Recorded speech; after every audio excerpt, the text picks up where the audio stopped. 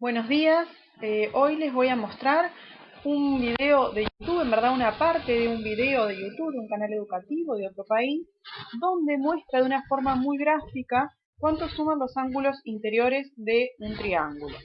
Esto no es una demostración claramente formal, pero sí es muy gráfico, y ustedes lo pueden hacer si quieren en su casa también con un recorte de papel. Tomemos un triángulo cualquiera, A, B, C, y marquemos sus tres ángulos interiores. Ahora, tomamos el vértice C y lo llevamos sobre su altura hacia el lado AB, como si dobláramos el triángulo. Después, tomamos el vértice A y lo llevamos hacia el ángulo amarillo hasta juntarlos. Por último, tomamos el vértice B y lo llevamos hacia los otros ángulos hasta juntarlos. ¿Cuánto mide el ángulo que forman los tres ángulos? ¡Claro! 180 grados, porque juntos forman un ángulo llano. Entonces, al sumar el valor de los tres ángulos de un triángulo cualquiera, se obtiene 180 grados. Observa que no importa cómo sea el triángulo, el resultado de esta suma siempre será igual.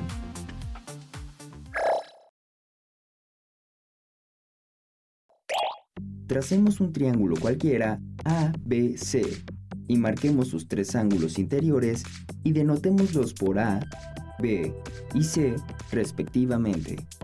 Recuerda, queremos demostrar que la medida del ángulo A más la del ángulo B más la del ángulo C es igual a 180 grados.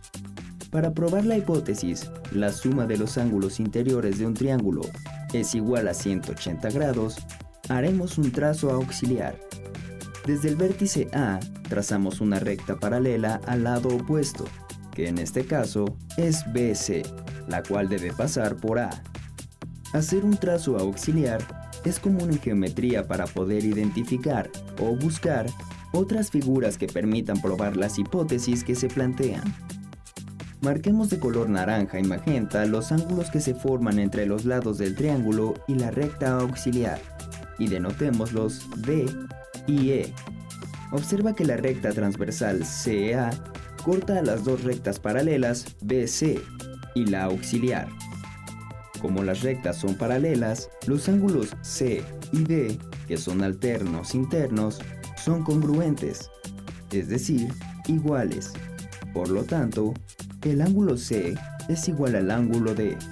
Por otra parte, también las rectas paralelas BC y la auxiliar son cortadas por la recta transversal AB. Entonces, los ángulos B y E, que son alternos internos, son iguales. Por tanto, el ángulo B es igual al ángulo E. Como puedes observar, el ángulo D más el ángulo A más el ángulo E es igual a 180 grados, porque los tres ángulos forman un ángulo llano. Pero vimos que el ángulo C es igual al ángulo D y que el ángulo B es igual al ángulo E.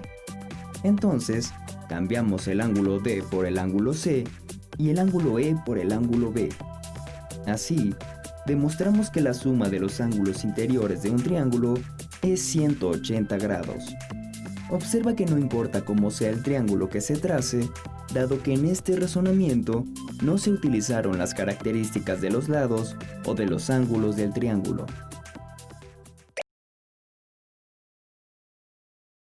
Bueno, acá lo que hice es, en GeoGebra, dibujé un triángulo cualquiera, y GeoGebra tiene esta parte que se llama vista gráfica y la parte que se llama vista algebraica. En la vista algebraica dice, por ejemplo, las medidas de estos ángulos internos. Fíjense que a este ángulo de acá le llamo alfa, a este beta, acá dice beta igual 37, y a este le llamo gamma con las letras griegas, porque mide 64,8 igual que este.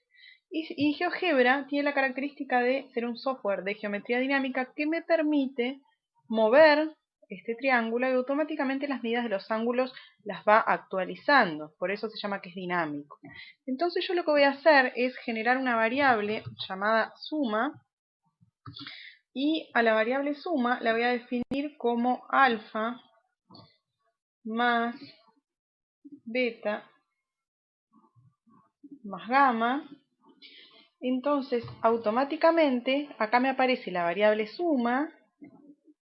Y fíjense que esa variable que la calcula con la suma de esos tres ángulos, a pesar de que yo mueva los ángulos, mueva el triángulo, cualquiera de los puntos del triángulo, lo que va a hacer que cambie la amplitud de los ángulos, siempre esa suma me da 180 grados.